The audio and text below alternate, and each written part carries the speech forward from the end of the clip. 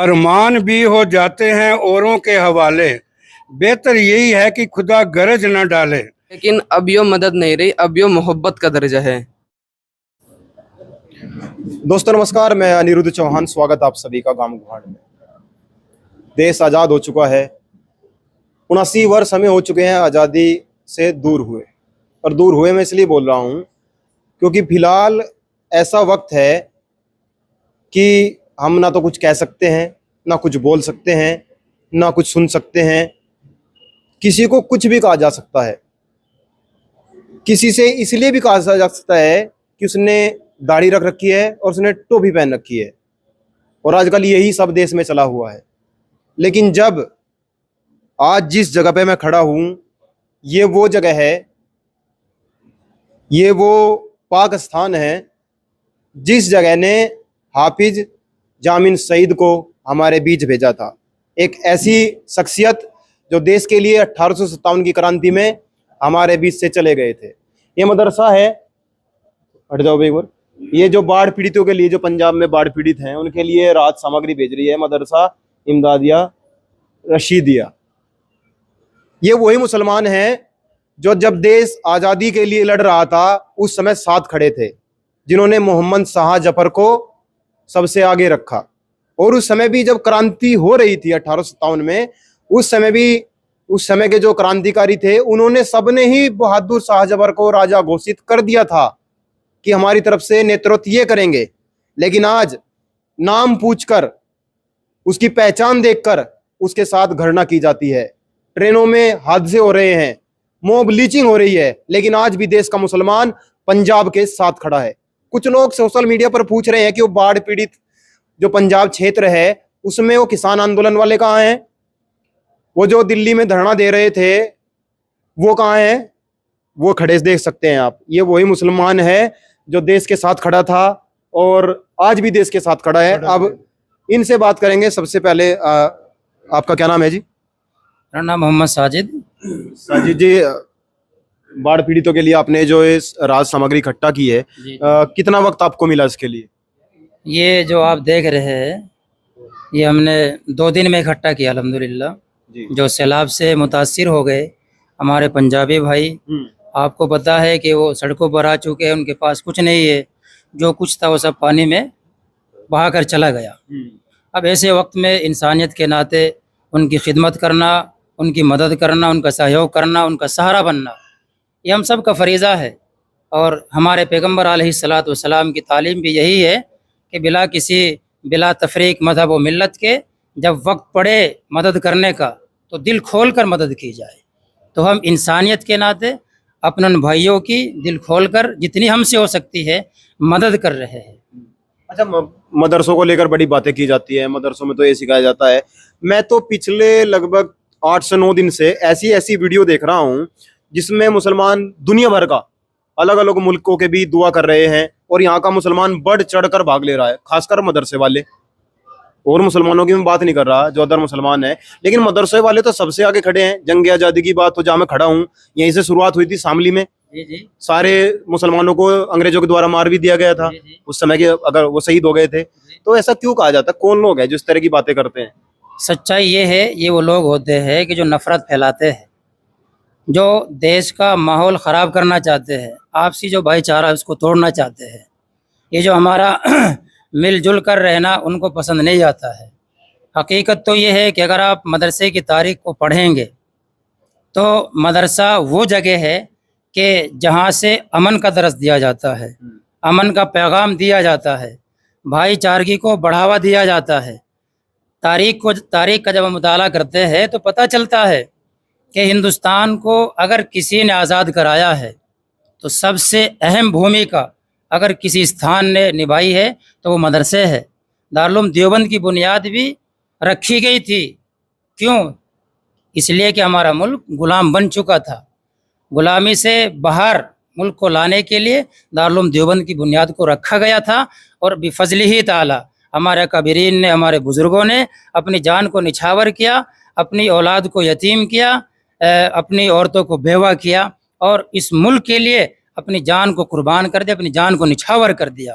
और ऐसा नहीं है कि ये सिर्फ मुसलमानों ने ही इसको आज़ाद किया, सब ने, हिंदू मुस्लिम सिख ईसाई सब ने मिलकर इस हिंदुस्तान को आज़ाद कराया था। अल्हम्दुलिल्लाह जिस जगह पर आप खड़े हैं, यहाँ से एक चिंगारी लगी थी अंग्रेज़ के खिलाफ, और ये चिंगारी ने एक शोले का रूप लिया था, और पूरे हिंदुस्तान में फिर जगह जगह अंग्रेज़ के खिलाफ जंग लड़ी गई थी।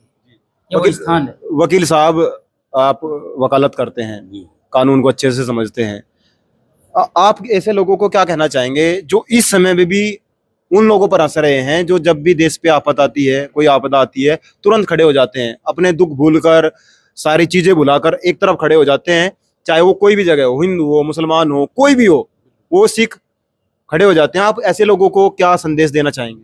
मैं इनसे ही संदेश जो है ना, सेवा भाव का जो था वो सही मायने में सभी लोगों को बताया गया कि सबकी सेवा करनी चाहिए, जो मजबूर है, परेशान है, उसकी मदद करो। लेकिन हम इनसे प्रेरणा लेते हैं, ये जब भी जिस नेक काम के लिए अपना लंगर शुरू कर देते हैं, चाहे इन्हें वो कार्य जब तक पूरा नहीं होता, चाहे इन्हें अपना घर बार बेचना पड़े, ये तब उसे बंद नहीं करते।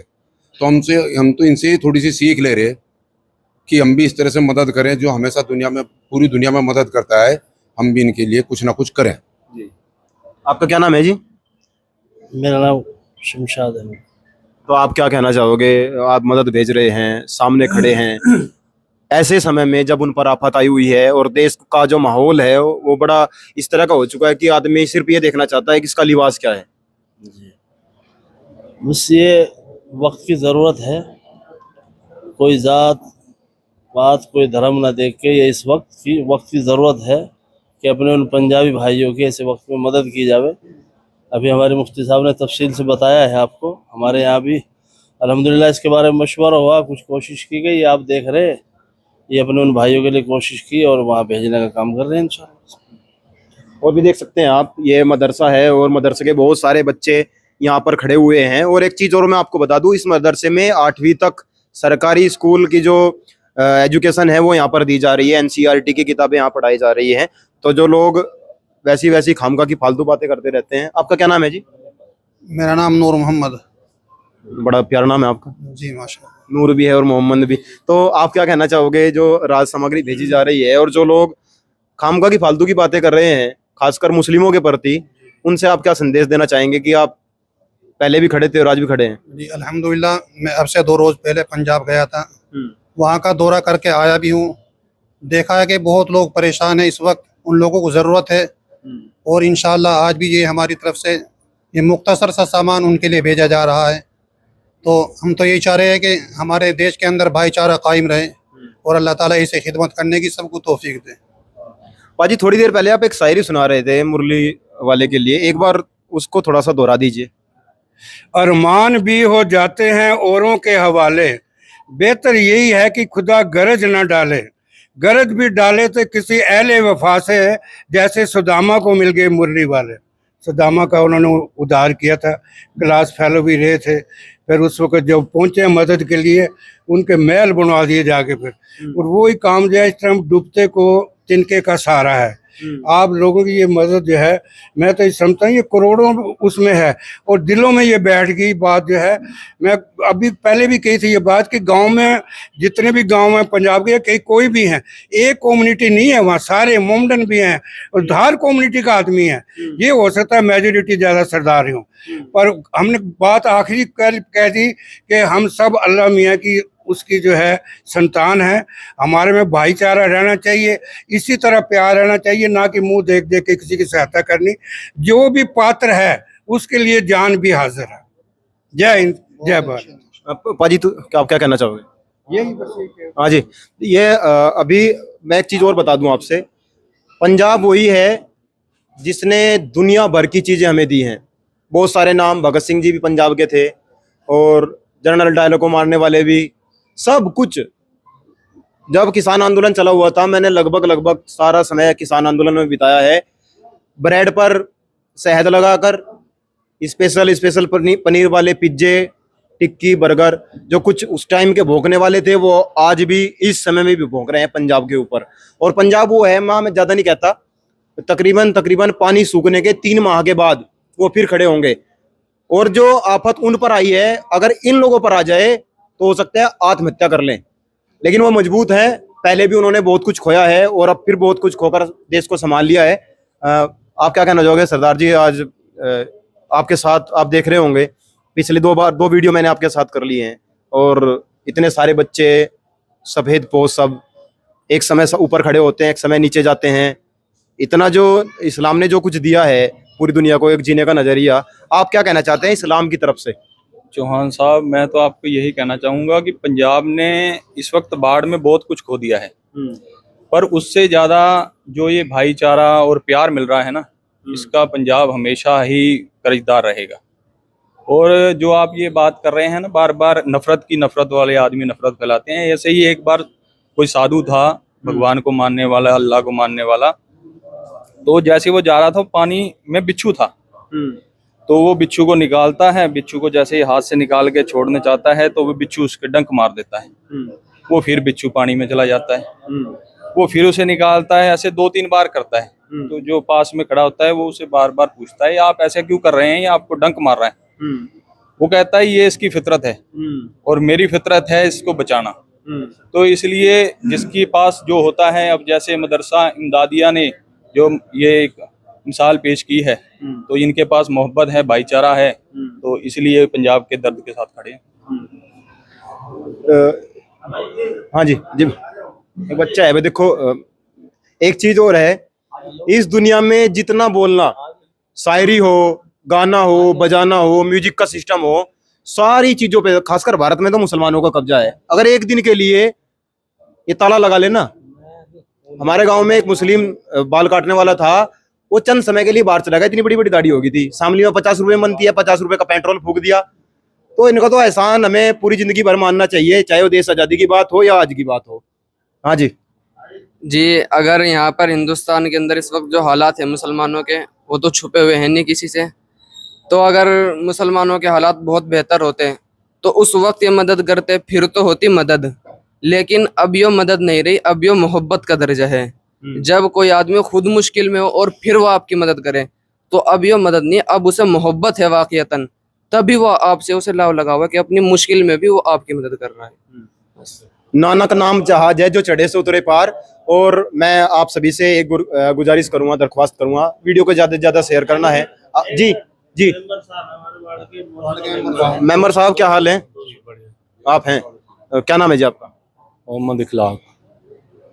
नाम मतलब छांट के रखो, इतने प्यारे प्यारे नाम। नूर मोहम्मद है, आपके बराबर में इखलाक आ गए। आप क्या कहना चाहोगे जी? आज जो बाढ़ पीड़ित क्षेत्र है पंजाब का, उसके लिए राहत सामग्री भेजी जा रही है, आप क्या कहना चाहोगे? पहली बात तो ऊपर वाला ये हालात किसी के लिए ना करे। अरे भाई, ये ऊपर वाले की मर्जी थी, ऐसा हो गया। भाई हैं हमारे, वहाँ हमारे से जुड़े हुए हैं, भाई हैं, उनके लिए जो भी होया है, हमारे मुफ्ती साहब हैं, बड़े हैं, हम तो इनके साथ लग लिए थे, जैसो इन्होंने कहा ऐसो कर। चलो आपका बहुत बहुत धन्यवाद। एक चीज़ और मैं कह दूंगा कि क्या बनाने आए थे अजी, क्या बनाने आए थे, क्या बना बैठे? हिंदू मंदिर बना बैठे तो मुस्लिम मस्जिद बना बैठे। हमसे अच्छी तो परिंदे की जात है, कभी मंदिर पर जा बैठे तो कभी मस्जिद पर जा बैठे।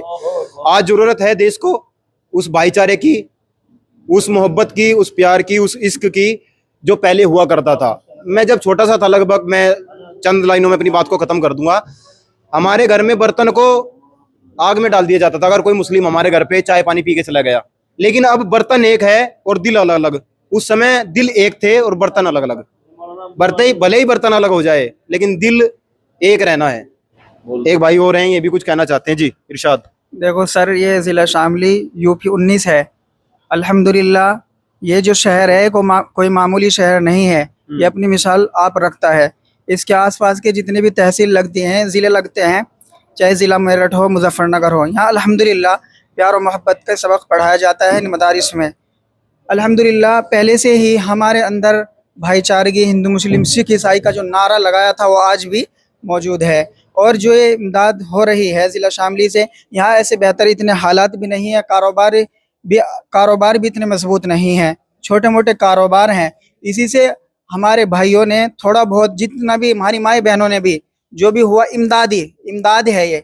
जैसे कि अपने बच्चों को दिया जाता है, अपने भाइयों को, अपने बड़ों को दिया जाता है, इसी तरीके से ये इमदाद हुई है। अल्लाह ताला इसे कबूल कर ले हमारी तरफ से। और ऐसे हालात, बड़ा दुख हुआ है कि पंजाब के लोग, इतना सुकून का माहौल, इस तरीके से रहने वाले और कारोबारी बिजनेसमैन जो सुबह शाम बसों के अंदर, मतलब उनके पास वक्त नहीं है, इतने बिजी रहते हैं, आज उन पर आफत आई है। बड़े दुख की बात है, बड़े अफसोस की बात। हम उनके लिए दुआ भी कर रहे हैं और करेंगे। और इंशाअल्लाह जहाँ तक भी हमारी आवाज़ जाए, जिस तरीके से ज़िला शामली ने ये ताउन किया है, सभी हमारे ज़िलों से, मुजफ्फरनगर हो, मेरठ हो, या इस तरीके से बिजनौर हो, जो भी आसपास के रहने वाले, जिससे जो भी हो ताउन करे, यानी इमदादी ताउन। ये राहत सामगरी है। अस्सलाम वालेकुम।